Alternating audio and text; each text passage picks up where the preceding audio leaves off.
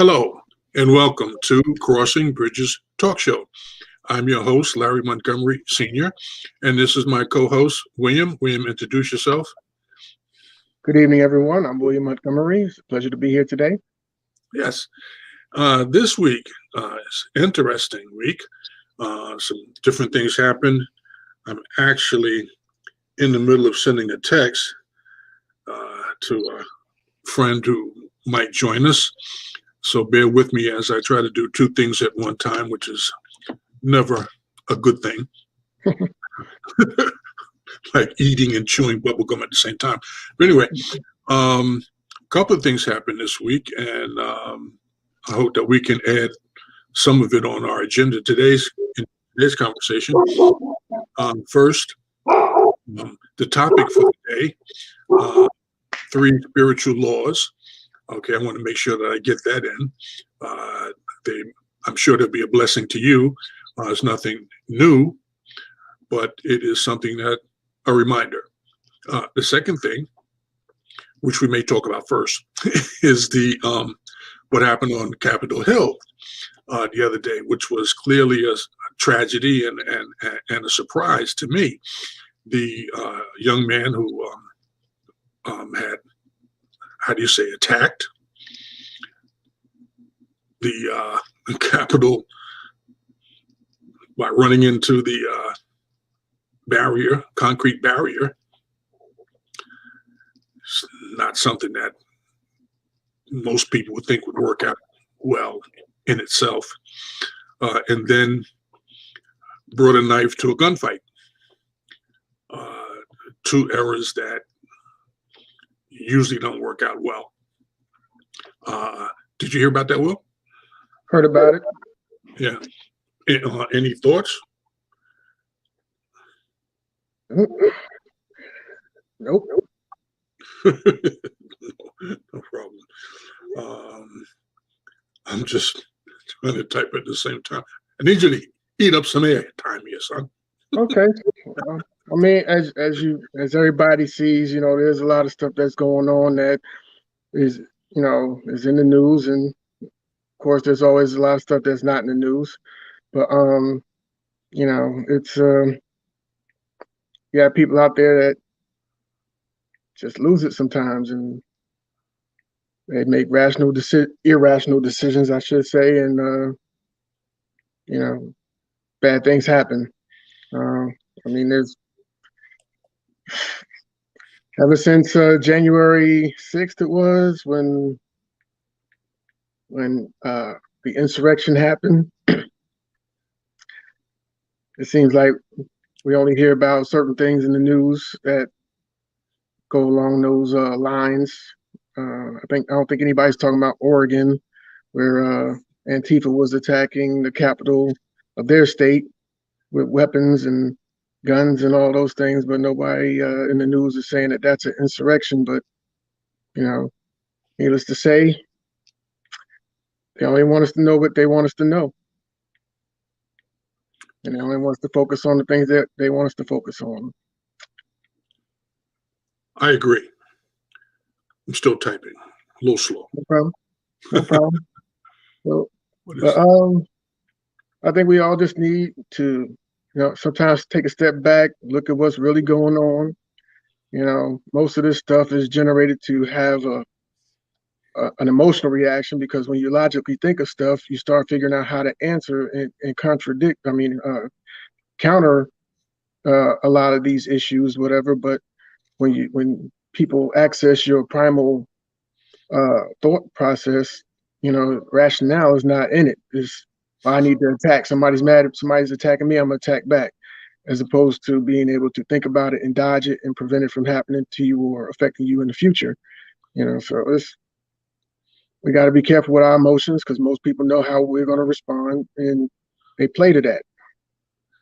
Well, I agree, and one of the other things I guess we tend to gloss over is that, from what they're saying, that the gentleman had some mental health issues, and at 20-something years old, I would think that someone close to him should have recognized this and either offered to help or directed them towards help, or at least sounded the horn that, they have an issue. That is, I have a gentleman trying to get in here. Let's see here. Let me see if I can add him. Hello. Hello. Hi. This is Larry. Who's this? Larry. Yeah. Who am I talking to? It has Jack Prophet's name on there. Yeah, It that's don't look right. like Jack. But you don't look like Larry. You're not in the camera. Oh. I don't know why it's Okay. There we go. Hey, how There's you the young man. doing? We see you, but you need a little more light in there so we can really get a good view.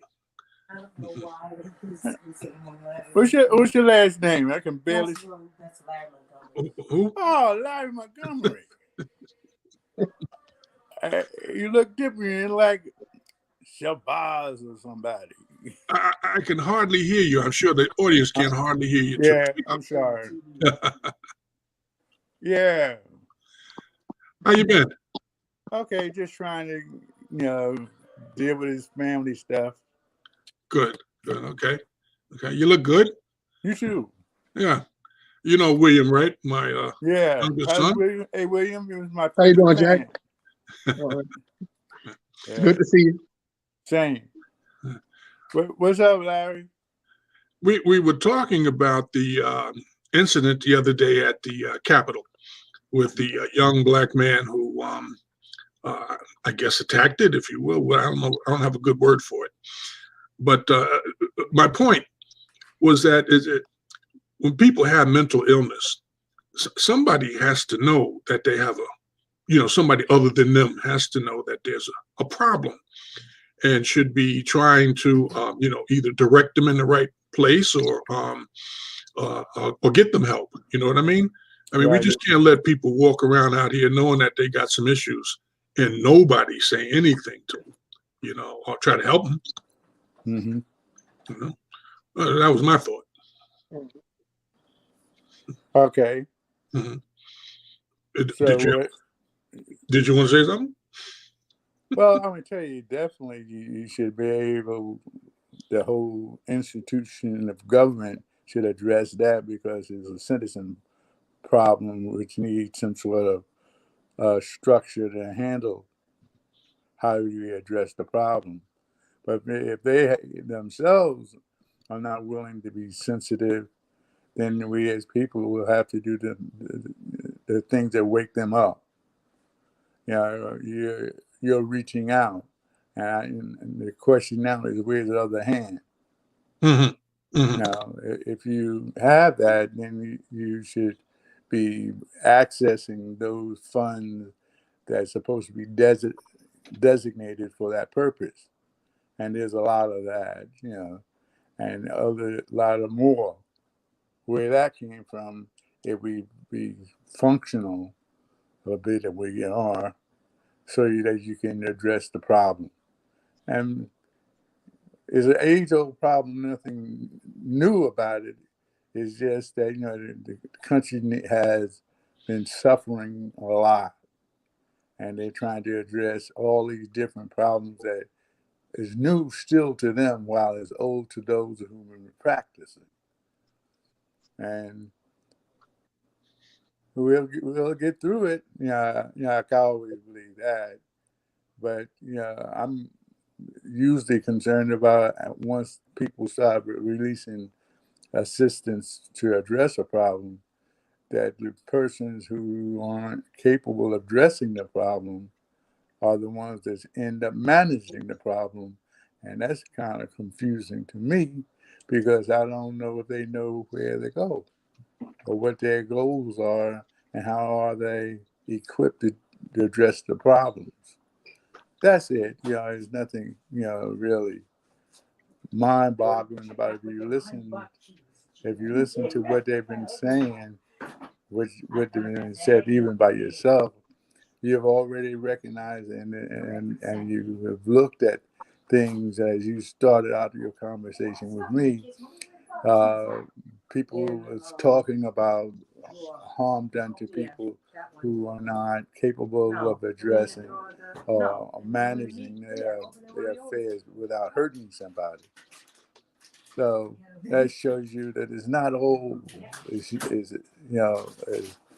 you think, and hopefully we can do that. So that's my view. Okay.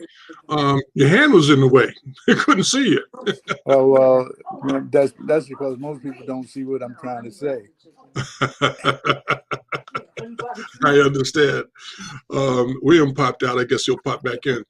But again, another point with that thing that happened in Washington, it's hasn't been my experience that black men with any kind of issues do things like that.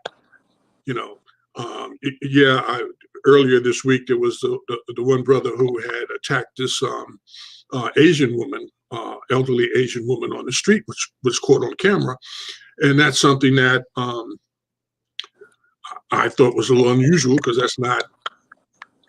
doesn't make a lot of sense. I'm sure that woman hadn't done anything. It didn't show on the camera that she had done anything to provoke him, but he had viciously attacked her, and clearly it was without any forethought because the police caught him within 24 hours. I'm not saying if you're going to be a criminal, you should at least be a good criminal, but I guess it would help to kind of think beyond your own nose that if I do this, there's going to be a consequence, and am I prepared to receive that?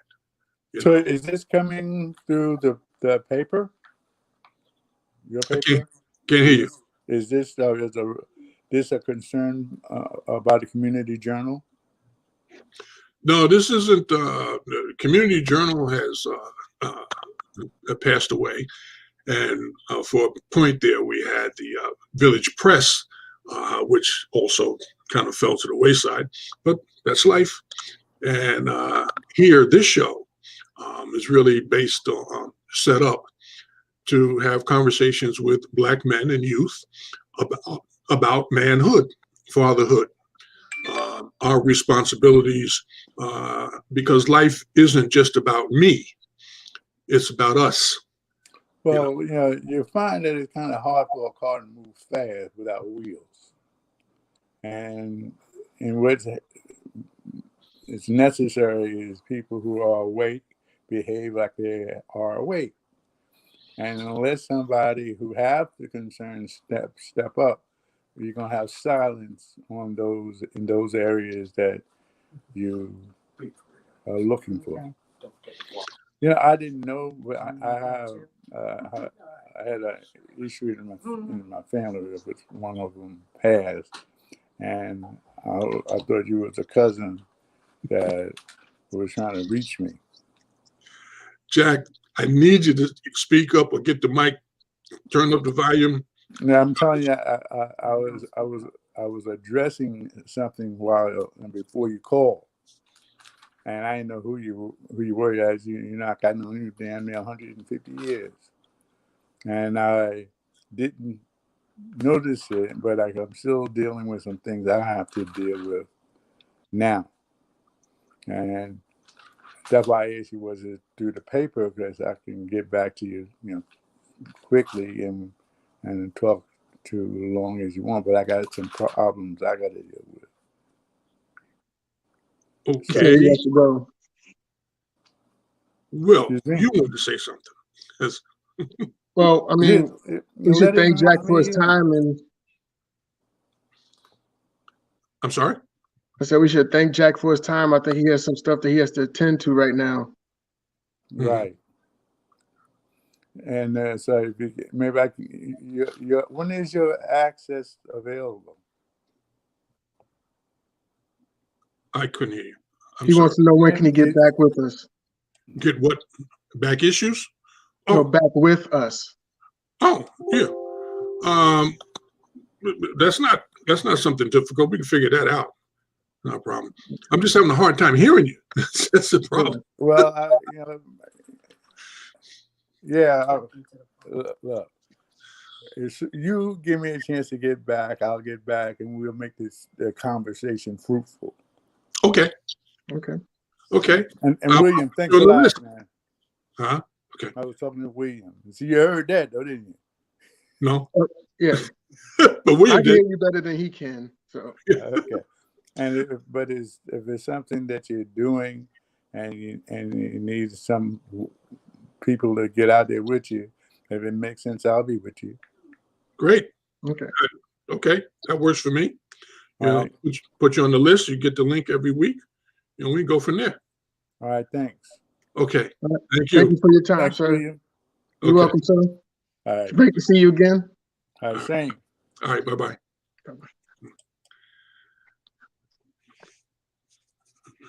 In here. Yeah. I know I'm getting old. That's life. So anyway, we were talking about the incident in Washington and people, not something that people of color usually do. I mean, for many different reasons. And if this gentleman has had these mental health issues, that really somebody should have noticed that and made some kind of an effort to, and I'm not saying no one did or didn't. I'm just saying, I guess, so people would understand that it's something that's important for many different reasons on many different levels, that we are our brother's keepers. You know, I'm not saying go in there and try to induce therapy or whatever, but I'm saying, you know, we need to be cautious, because sometimes people with those issues, you know, do things that are unforeseen, you know, and could be clearly violent and devastating to innocent bystanders who don't know them. You know, I mean, if I got somebody in my household who has issues, they are going to be seen at some point, you know, in the household or in the community. And then for you to sit back and just say, oh, it'll be okay, or, oh, I hope it'll be okay, that's becoming a problem, because it's not going to be okay. It continues to get worse. It doesn't get better. It doesn't go away just because you ignored it or you want it to go away. And I could see people making a case sometime in the future to hold you responsible for your peer, your brother, or whatever. You seen that there's an issue and you did not say anything. Oh, it's not my problem. Oh, yes, it was, because you saw it and you didn't say anything, you know. But, you know, that's just my opinion. Well, I mean, that would be definitely tragic for that to happen, but you know, because then you have false accusations, and you have, you know, things of that nature. You're putting other people's lives in other people's hands, and you know, it could be a real big mess. I mean, there's no easy way to fix a problem, but you know, acknowledging that there is a problem, I think, is the first step. If you don't even acknowledge that it's a problem, then it's going to be way bigger than it needs to be. Yeah. And if you say, hey, this person is violent and is subject to outbursts, okay, well, let's look at that and, you know, keep an eye on them, you know, and when they start looking like they're leaning towards violence towards an individual, hey, then, I mean, there has to be some type of laws on the books not on the books, but they need to be put on the book to say, okay, if this person has violent temper tantrum and they get within 100 yards of the school, you know, and they're not of school age, then, or public buildings where, you know, they don't really need to be, or then maybe we need to have somebody, hey, look, it's time for you to start heading over this way because we don't need no problems. Yeah. Well, you know, you make a good point that it's clearly what they call a slippery slope. but you know, it's something that we got to sit down and try to figure out.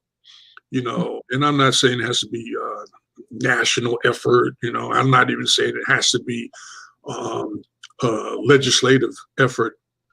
But somewhere along the line, the gentleman, from what they're reporting, was writing on Facebook about his mind being controlled and CIA and things like this here, you know, manipulating his mind and stuff like that.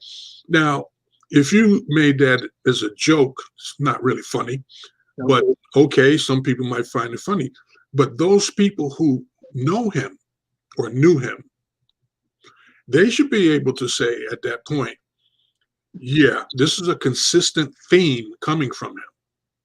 And we need to take it seriously because he's now reaching out to the general public with those thoughts. And if he's seriously, thinking that his mind is being controlled by the government, not saying that it couldn't happen, but I'm saying that someone should be asking the question, well, why you? You know, and if it's not you and it's all of us, then why are they doing that type of a thing? So it's not something that you should sweep under the rug, because here's a perfect example. He went to a gunfight with a knife. That's a problem. He tried to crash through a cement concrete barrier in a car. That, you know, and then somebody gets killed. You know, guy went to work, didn't come home. Not a good thing. Not a good thing. You know, people can have an opinion about policemen or whatever. They're still people. They're still human. They want to come home. They want to raise their family. They want to do the right thing. You know, tough job. It is a tough job. You know, there's no reason for us to make it more difficult for them. You know, because at the same time, we've got one on trial right now. A worldwide listening audience. This isn't just here in where is it, Minnesota, or wherever these people live. Yeah, and this is something that's going to affect one way or the other way the national conversation. You know, because there are people out there who believe that this guy did the right thing. I personally can't see any justification for what he did. I just can't see it. And I'm actually an intelligent person. You know, that's I'm not bragging. I'm just telling you. Straight, I know I ain't stupid. I kind of got to disagree with you, Dad. Because no, not on that aspect. But I don't think there's very many people that agree with what happened. I think the general consensus is that it was messed up and it should have never happened. But I haven't heard anybody say, "Oh yeah, Derek Chauvin, or Eric Chauvin, whatever his name is." I don't think anybody was like, "Yeah, good job." No, everybody's like, law enforcement. Doesn't matter what your race is. Everybody that's seen that was appalled by it, disgraced by it, upset by it, disturbed by it. But so yeah, and yeah, well, I made that clear. I'm not advocating for him. I am saying that of all of the police officers that are out there, yeah, there's some that are bad. This is true. This is life. No matter what you do, some are bad, and this one made an error in judgment, and he should be held accountable for it, because we don't have any problem recognizing heroes, people who go above and beyond, like the officer that was killed the other day in the first incident with the guy at the Capitol. Man's trying to do his job, and somebody tries to, do the wrong thing. You got to pay the price. Okay, I'm not saying you should be killed, but when you do things to jeopardize other people's lives, you got to realize there are consequences. You just can't go around here just doing what you want to do, and it's okay. That's why we are a nation of people. We all are, at some point in time, are looking in the same direction at the same time with the same thinking. We want to live our lives in peace, that kind of a thing. Yeah. And you don't have a right to cut it short. Mhm. You feel like it. Okay? And again, the testimony this week has been pretty much clear and consistent, which, again, in my opinion, the defense so far, the strategy has been blame the victim. The victim was a drug addict or whatever. He was under the influence. Anybody who saw that video, it didn't matter if he had diabetes, a brain tumor, or he was full of crack cocaine. He looked like somebody who was in distress, was trying to be compliant, was begging for his life. And this man with his hand in his pocket, sitting on his neck, do. Really? Well, You're going to justify that? I'm sorry, go on. now, I mean, well, we got to make sure that we ain't adding stuff that we believe in there, because I seen the extended video and he wasn't really complying. I mean, they did have control over him. They did have that, but he wasn't really adhering to what they were telling him to do. And that's kind of, because they had him in the vehicle. In the car? They had him in the vehicle. And he was like, oh, he wouldn't let them close the door. Well, he told them he was claustrophobic. But like when I hear that and you were just behind the steering wheel of a car, I'm like, come on. I mean, it's not. That was his car. Yeah, but Could claustrophobic people don't go in the elevator because could the police have put him in his car and taken him to the station? Could they have called for a truck and put him in the truck? Yes, they could have did that. Yeah, they could have, but like I said, when you're not complying, they're going to be less compliant with you too. If they're trying to close the door and you're keeping them from closing the door, because if that would have happened, there would have been no 8 minutes. I mean, you I got to be honest. Also, you got to remember, people who are claustrophobic, when you let them, when they understand that they're going to be closed in, they speak up. He spoke up and said, this, I got a problem with that. The cop, listen. I'm listening. The cops had the cuffs on him. They had a duty of care. I understand that. I'm not disagreeing with whether they it. wanted to believe he had this or not, they should have taken measures to give you the benefit of the doubt. Because I got you now. I got you. You're not going anywhere. And so to go there or to call supervisor and say, well, look, I got this guy, it's kind of big and he's complaining about being claustrophobic. What should we do? Just to make sure. I could stuff his butt in the truck, but, I don't want any grief. But that's what I'm saying. Like, there's a lot of stuff that could have prevented that. But like I said, unfortunately, a life was lost. But like I said, if you ask me honestly, if I just pulled you out of a car and you was behind a wheel and there's 4 other people in the car, and then now you're telling me you're claustrophobic, I'm less likely to believe you when you're saying that. I'm just saying. Well, no, I certainly understand that. But my point is, because of the outcome, it would have been prudent to say, okay, this is how we're going to handle it, because clearly you're not the only person ever to be arrested who was claustrophobic. Mm-hmm. So we have a way to deal with that. Otherwise, we can just walk to the station from here if necessary, because you're going.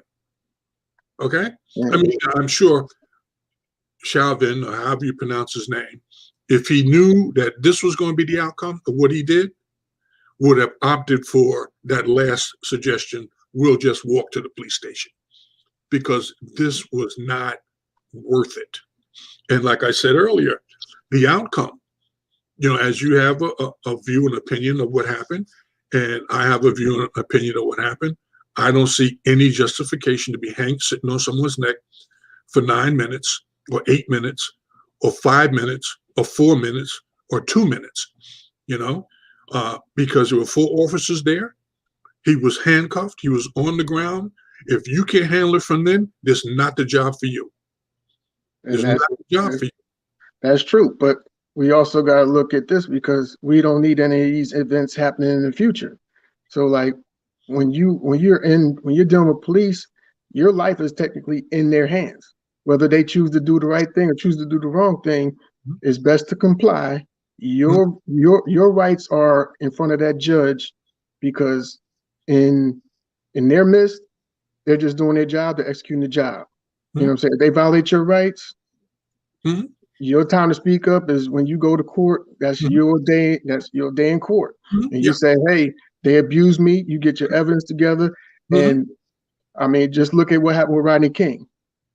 Tragically, he got beat 56 times. He got $57 million. So he had the evidence. He had his day in court. But the thing is, we got to make it from that incident to your day in court. And a lot of people, they don't understand. Well, they think that their fight is right there at that moment. Like, you know what? He violated my rights. He's illegally searching my vehicle. You know what? I need to be focusing on getting me a lawyer and making it to jail, getting my fingerprints and all that stuff so I can make it home. So then I can go and make the city pay for this person's mistakes. Because that's your right as an individual. That's your right as a citizen to be protected and to know what we need to know what our rights are so that we know when they're being violated. And then we also need to know how to handle it when it's being violated. Well, both points are excellent points, and you're right on both points. A lot of folks, because of the circumstance, become agitated and, they just lose their mind. I'm going to jail. It's not a nice place to go, put it that way. Yeah. It's uncomfortable. It's not the norm for most people. Okay, getting up and being able to walk to the bathroom, walk to the store, whatever, is just natural. When you're in jail, you can't go anywhere unless they let you. Okay, but justice is supposed to be swift, type of a thing. Okay, due process. Okay, but no, I understand. You've never been arrested before, and they put them cuffs on you, and you can't move. You start to get agitated, and whatever. And I understand that that's a problem that the police have to deal with. I also would say, not only in this case, but in many cases, a cop arrests you and put cuffs on you when they don't have to arrest you. This whole incident with Floyd, because of a past $20 bill, you arrested him. First off, you didn't know it was counterfeit. They just told you that it was counterfeit. And then if you back up, the guy who took the bill, he could have just said, look, this bill doesn't look good. Do you have another one? I can't take this one. You have a credit card. Now if the Floyd had gotten upset and agitated or whatever, then you listen, the guy's trying to hand me this is a problem here, because the cashier, is he certified to tell you that this bill is counterfeit or not? He's more motivated with the fact that if I take this bill and it's a bad bill, they're going to take it out of my check, which is absolutely wrong. You as the employer, yes, you could fire them because they did something that they weren't, because you trained them to recognize bad bills, and then they took it anyway. You took a bad bill, here it is. I don't think this job is going to work out for you. I can't fire you just because you took it and I hadn't trained you. I can't take it out of your check. I still got to pay you for that hour. I still have to pay you for that hour. So that crap is going to come up somewhere down the line where that employer is going to get sued by that family, by Floyd's family, because you did the wrong thing for $20. And if you have a reputation or you have been getting bad bills over the years and you were fed up with it, that clearly was not the business for you, because you didn't have enough sense to realize this is not a cash store anymore. We only take debit cards, period. You know, we don't take legal tender. See how that works out. But, you know, anyway, so we're here. It is what it is, you know, and the last man in the car is Chauvin, you know, who sitting there. I mean, if he was sitting there, you know, holding Floyd down, you know, wasn't sitting there, but he's, you know, leaning on him or whatever, holding him down because all the other three officers in him were struggling to hold him down. That might be one image. It might be one thought. He was resisting. He was a big problem to them or whatever. But again, you could have just got on the you know, your walkie-talkie and said, I need some more backup. I got 4 officers here and we can't handle this. You had 9 minutes to do that, to make that call.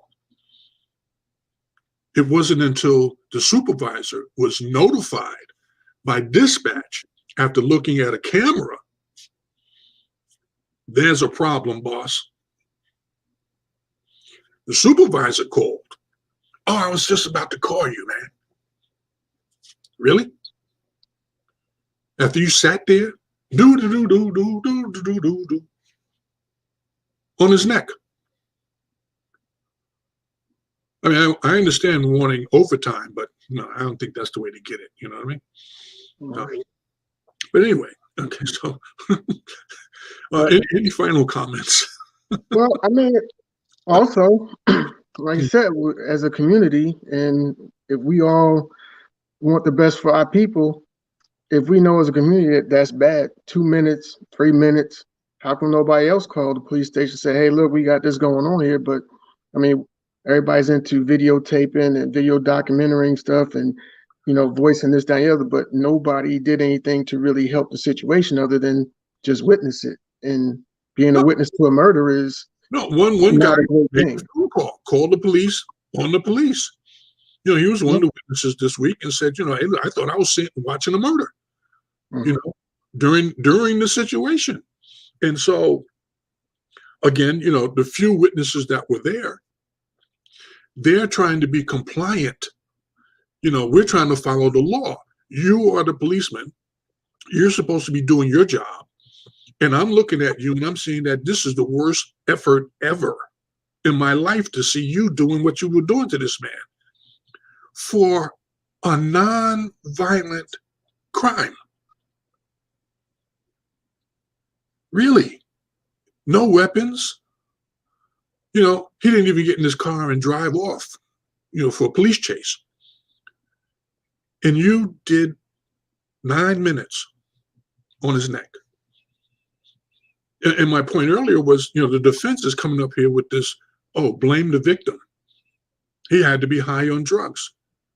If those jurors accept that as an excuse, woe to this country, because it's clearly white people see things one way and black people see things another way, and it is never going to meet. I disagree. It'll never meet. It'll never meet. I disagree, Dad. All right. Because first, have you seen the whole video? I Have you seen everything? Hold on. Just have you seen the whole thing? No. That's the problem right there. Because now the jury is going to see all of the video, which the news is not letting us see. So we have a preconceived judgment on it. But if they show evidence of anything that we can't see, we're already hot and pissed off about the outcome. But if they show evidence in the video that they haven't showed us, and they make a decision and it doesn't go along with what we think, then we have a problem. We think that we were done unfair. But that's what I'm saying. Like, the information should be released to the public so everybody could see what was going on, so we could see what actually happened, the whole thing unedited, because that's how you have a division in society. And it's not always going to be black and white. It's, no, I saw this whole thing and this is why I made that decision, but I saw what I needed to see and I made my decision. That's where you have the two different ideas from. You're absolutely correct. You're absolutely correct. And my point, as I said in the beginning, the decision by the jury, one way or the other, is going to be a problem. Because again, as you're pointing out, if the public didn't see the whole story and we formed an opinion because we were not allowed to see the whole story, then when the whole story comes out after the verdict, the wave of information takes time to spread across the country. Mm-hmm. So while it's coming out of Minnesota, whatever, the people in Texas, the people in Florida, the people in California are going to be responding to the verdict that they heard and not the evidence that brought the verdict to reality. Mm-hmm. So again, the problem is just going to get out of hand. Yep. We need to do a better job. News, they should be held accountable. Yep. Just like they're talking about, well, Trump was saying so-and-so and he was a lie or whatever. And then here we are with this. You put out a half-truth. People were all excited about it. And then the reality came out, letting everybody know that you told a half story. Mm-hmm. And then what? You just walk away with nickels and dimes in your pocket because you saw ads? That's going to be a problem. It's Mm-hmm. going to be a problem, one way or the other, you know. Mm-hmm. And somebody's going to have to step up. And I'm just saying, I'm just talking. Somebody have to step up and say, we got to fix this. Yeah. Because we can't have this continuing to go on. Because people are getting information quicker and quicker and quicker. You can't say, well, wait for the verdict to make a judgment call. People don't act that way. Mm-hmm. They don't do it. I mean, even when the judgment comes out, and if they don't want us to know certain things, they'll just they'll shut stuff down. I mean, they did that. They they cut people off of Twitter and Facebook, and they'll censor people in a second. But they'll have somebody that hates our country talking about death to Americans have an account that they never suspend. And I'm like, how does that even work? I mean, if you don't like what somebody's saying, they still have a right to say it. You can say, look, you heard what he said. It don't pass the smell test, but you have a right to say it. But that's what I'm saying. Like they manipulate us with the information that they allow us to have, or the information that they don't allow us to have. Well, see, along with that, the point has to be made that when you're on trial, not all of the information is allowed in. Mm-hmm. Some things the judge will just say, that's too inflammatory or that's not relevant. And then other things they'll say, okay, well, you could say that because the lawyer made a good argument. Mm-hmm. That doesn't mean he's not a good lawyer. That just doesn't mean that you may not be that bright, a good lawyer. Mm-hmm. So some facts that could have come in, some facts that didn't come in might have made a substantial difference in how the jury, and I was on the case myself. And it was a murder case. Mm. And so we heard, whatever, and made a decision. The DA came back after the decision was made, after the verdict came in, and said to us, you guys made the right decision because there were some things that happened that you didn't know about. Mm. Really? And then he told us what it was. And so, well, had I known that in the beginning, we wouldn't have been out deliberating as long as we were, because it would have been clear that the person, the defendants had done what it was they were accused of. But because the judge wouldn't let it in, we didn't know about it, And if it went a different way, they would have got off. And we would not have had the full story and let them off. Mm-hmm. So, this particular prosecutor was obviously very good at what he did. But again, the defense attorneys do what defense attorneys are. They try to distract and deflect things as opposed to, yeah, he did it, but this is how he did it. And what they're accusing him of is not correct. Okay. Well, you get penalized for doing it, but you don't get penalized for doing it the wrong way. Pretty much the defense attorney is going to try to suppress information. That's kind of what the news do. You have to prove that that person's guilty. If you can't prove it, I'm not going to help you out. If I'm a defense attorney, I'm not going to say, yeah, my client's guilty. I'm just going to say, yeah, prove it. Oh, well, that evidence, we want to suppress that evidence. We want to suppress that evidence. Now your whole case fell apart. And yeah, my client might be guilty, but after the murder trial goes through and they find they're exonerated, it's double jeopardy. So they go out there and say, yeah, I killed that person. I did this, that, and the other. And they're free. They're scot-free. Yeah, and that has happened. You know, Mhm. and then there's the other side of that coin is when someone did not commit the murder Mhm. because of circumstantial information, evidence, if you want, Mhm. they were convicted. Yep. All the time it happens. Yeah, and so you look at it, you say, well, dag, I'm buying into the system because it's supposed to be fair, but it doesn't always work. But it's the only system we got. But now it's been clearly evident that the system is biased because of race. That's a problem that should be able to be fixed. The fact that all the evidence didn't hit the table, whole nother conversation. Fact that some evidence never came to the table, whole different conversation. But the fact that you were convicted by a bunch of white people thinking one way, because that's what white people do, they think their way, and then black people think another way. That's why I said earlier, when it comes down to crime, some crimes black people don't do. They just don't think that way. Well, the majority of criminal efforts, some things we don't do, but white folks ain't do it, which is bizarre, especially when it comes down to the consequences. Why would you give me 10 years for marijuana and you send Joey over there who did the same thing to camp? That happens on the regular, to the point that no one in the black community could ever say that the justice system was fair. I mean, it's set up with certain rules, but then when they don't tell you what those rules are, you're not equipped to play that game. So True. it's like your lawyer went to this school and they're friends with the judge, and they can go in there and say, hey judge, my client, they really are not that bad. How about we just put an offer on there for restitution? They pay the $3,500 and everything's good. And then you have a person that has low financial means. It's like, well, I'm depending on the public defender. The public defender is like, well, I just barely squeak by. I just want to, everybody to think I'm a cool guy.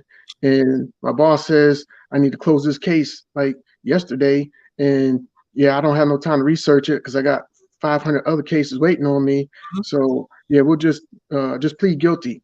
You see what I'm saying? I mean, it's not always color, but that green will get you wherever you want to go, no matter what color you are. If you're from a different planet, if you're from a different country, you got money, you got resources, you got a good team, a good defendant, or a good attorney, you're going to be better off than somebody that has no money. True.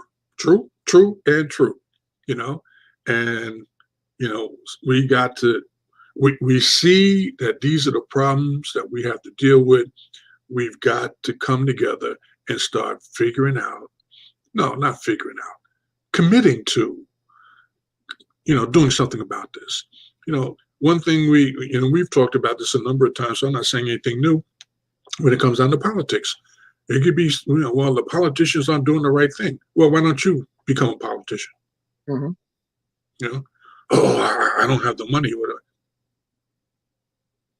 Well, since I'm with you and I believe that you have something to say, why don't I put money behind you? Mm-hmm. You don't do that. Yeah. He ain't got no money. You can't be a politician.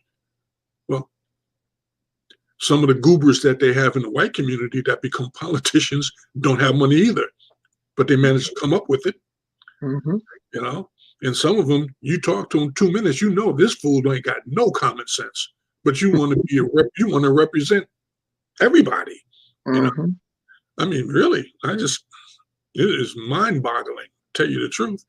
But again, in this day and age where information can roll like water from all different sources, you really don't know until you don't even know at the end that you made the right decision or you had the right information in front of you. Excuse me.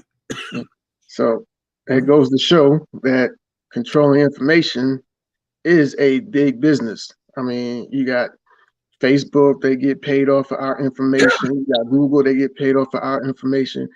You know, just your name, your address, your age, what your gender is.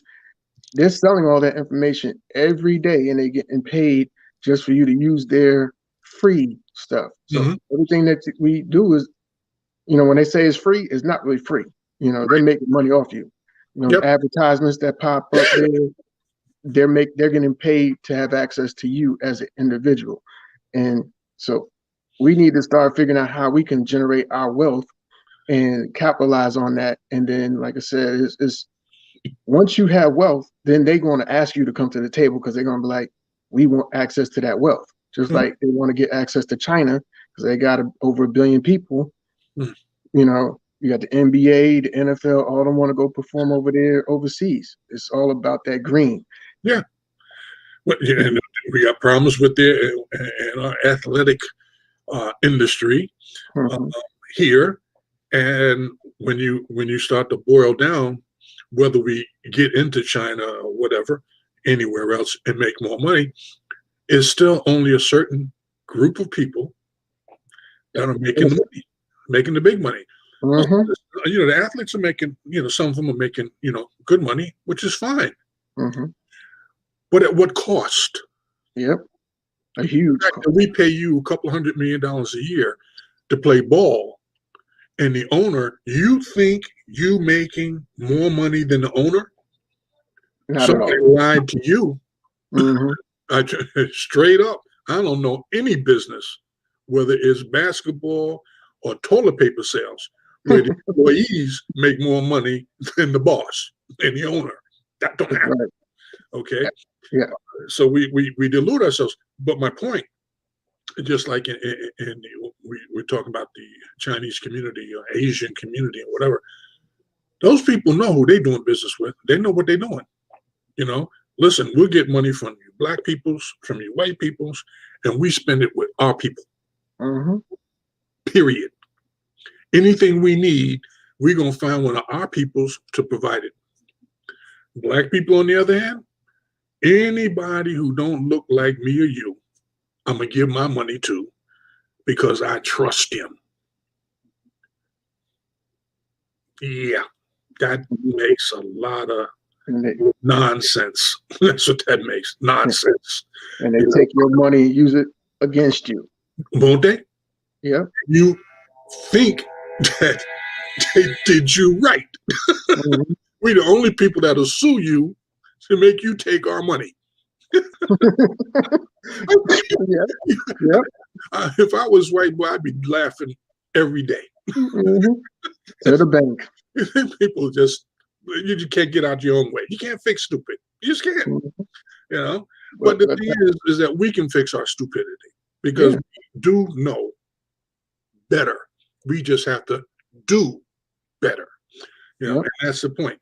Do better. Not just know, well, we should be supporting black businesses. Do it. Yeah. Do it. Because I think there was a study that came out that African American, we only make up about 15% of the population, but hands down, we black people in America have bought more than like 80% of the Mercedes Benz sold in the United States. I'm like, how is that possible? We're giving our money to these corporations that really don't do anything for our success. Right? Right. And when you buy a Mercedes, I would just go and guess 90% of you are buying on credit. Mm-hmm. So now you just enslaved yourself for a car Financially. that you can't take with you if you died today or tomorrow. Mhm. You know, you can't. And so you're in debt to these people with interest Mhm. until you pay it off. And when you pay it off, hopefully it'll be a classic. and you could resell it for some of your money back. You know? But anyway, I'm not trying to be disparaging about those people who want Mercedes Benz. I just want you to understand Yeah. that you just cut your own throat with a But rusty knife. but You I gotta say this. It's not necessarily the Mercedes Benz, but it's that credit, that interest rate that they get you to pay on for 6, 7, 8 years. Yeah. That's the thing. That's the slow death. Yeah. And that's what we don't understand. It's not like somebody saying, "No, I don't get this nice car because you earned it. You deserve it. If you can go to the store and buy it, shoot, go ahead and buy it. You deserve it." But if you got to go into debt and you're gonna be paying on it for 20, 30 years, you probably gonna pay 2 times worth the cost of that vehicle over that time. So Yeah, but when Right. you really think about it, buying a new car means what? You telling everybody you can afford a new car. mhm. Okay, that's nice. Can you bring it to breakfast? No, you can ride in it to breakfast, but you can't bring it in. Mm. Can you sleep in it at night? You probably could. Do you want people to know you're sleeping in your car at night? No. So you could buy a hoopty. It'll get you where you want to go, and you ain't got to spend no money on it. Mhm. And all that And you money, can park around the corner too, right? so nobody see you getting out of it. No, I'm just Right. Because you don't want people to see where you park. But anyway, Mhm. but anyway, the money that you save goes where? Well, it's still in your pocket. Everywhere. You do something about it. Mhm. And when you have it, you can do things. When you owe it, you can't do squat but pay the bill. Mhm. You ain't got it. Uh, but anyway, now we were going to talk about something else, but it's late. Oh yeah. Sorry. That's okay. Next week, we'll see if Jack comes back, and hopefully he'll fix his volume, and we'll work that out. Okay. But I mean, I want to expand, our audience and the thinking, because obviously he thinks differently, and which is fine. His different experiences and whatever, which is fine. We don't know everything, but this is a life that we're trying to live, and we got to realize it's not just about me. I got to know what my enemy's doing. I got to know what my friend is doing. I got to know. And that's the most important thing. See, a lot of people don't want to listen to other things, but if your enemy is out there talking, I'm pretty sure I want to know what they're saying, because if they ever want to come and attack me, if I hear it before they do it, now I can plan for it. Right. So I mean, don't be like, well, I don't like them because they're look. I'm listening. What you say? Oh, you coming to my address? All right, I'll be ready for you. Yeah. I don't want to be not knowing. Right. And, I had to say that. So anyway, we got a lot of things to watch. So next week, I'll send you what the topic is, unless you come up with something. You send me what your thought is. In the meantime, in between time, I want to thank you. I want to thank God. I want to thank those who took the time to listen. Thank Jack for showing up. And we'll see you then, as long as the creek don't rise, and it's God's will. Right. Thank you. And don't forget, you can send us topics to talk about, and we'll try to squeeze them in. Thank you for watching. Amen, and God bless.